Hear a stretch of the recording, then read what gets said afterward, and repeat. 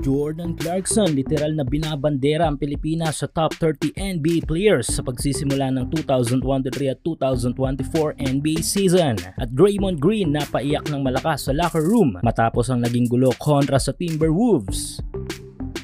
2023 at 2024 NBA season. Malamang ay nakatutok lahat tayong mga NBA fans sa mga pangyayari sa pinakamalaking liga ng basketball sa mundo. Sa Eastern Conference ay nangunguna pa rin ang team ng Boston Celtics with 10-2 win-loss record. Sinundan naman niya ng team na inalisan ni Harden na 76ers with 9-3 win-loss record. Pasok naman sa top 3 to 5 ang Bucks, Heat at Pacers. Sa Western Conference naman ay nangunguna ang defending champ na Denver Nuggets at Dallas Mavericks na may parehong 9-3 win-loss record at top 3 to 5 naman ang Timberwolves, OKC at Sacramento Kings. Tulad ng dati habang lumalarga ang regular season ay mas papaganda ng papaganda ang mga laban. Ito ang dahilan kung bakit maliban sa biggest basketball league ay numero 1 exciting na liga ang NBA. At bilang Pinoy ay hindi lang NBA teams ang paborito nating subaybayan dahil nakadagdag sa flavor kumbaga ang ating pagsubaybay sa NBA ang pagkakaroon natin ng mga players and coaches na may dugong Pilipino. Pero ito aside sa history ni Jalen Green sa Houston Rockets na hindi kinakalimutan ng kanyang lahing pinagmulan, ay may isa naman tayong kababayan na dala-dala talaga ang pagiging Pinoy sa NBA. Syempre walang iba kundi si Noipy JC. Aside sa nakatatak na kay Clarkson ang pagiging Filipino sa buong mundo, ay patuloy na ibinabandera ni Clarkson ang Pilipinas sa NBA. Sa inirelease kasi na top 30 players ng NBA Central, isang legit na page na merong milyong followers kung saan ay makakakita ng mga massive NBA updates, ay kasama sa ipinakita sa buong mundo ang pangalan ni Clarkson na kasama ang watawat ng ating bansa. Pasok si Clarkson sa top number 6 player sa top 30 players sa pagsisimula ng season, kung saan ay may tangan na average si JC na 28.5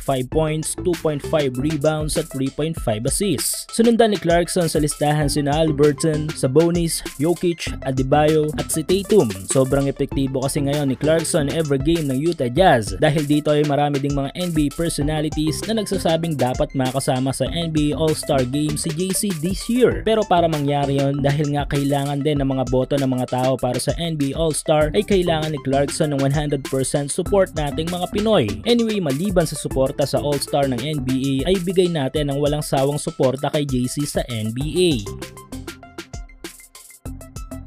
Samantala, lipas na ngunit nananatiling mainit ang balita. Ito nga isa naging wrestling-esque komosyon ni Green at Rudy sa naging laban ng GSW at Wolves nakaraan. Kahit nga ilang araw na ang lumipas ay maugong pa rin sa mundo ng social media ang nangyari sa pagitan ng dalawang NBA veteran. Nangyari ang gulo sa pagsisimula pa lang ng laro. Nang walang kung ano-ano ay biglang sinakal ni Green si Rudy. Ang matindi pa dito ay wala namang ginawa si Rudy dito kay Draymond Green. Dahil dito ay maagang exit ang nakuha ni Green sa kanyang act na hindi malaman kung bakit niya ito nagawa. Natalo ang Warriors sa laban na yon 104-101, kaya mas lalong bumigat ang pakiramdam ni Draymond na tila ibinibigay sa sariling sisi. Ayon sa mga reports ay matapos daw ng game ay humingi ng sorry kay Warriors head coach Steve Kerr si Green at umiyak ng napakalakas sa locker room. Matapos noon ay niyakap na lang si Green ng mga teammates nito upang maibsan ang sama na loob ng veteranong malalaro. At dahil sa naging act na ito ni Dre ay tatanggap ito ng 5 game suspension.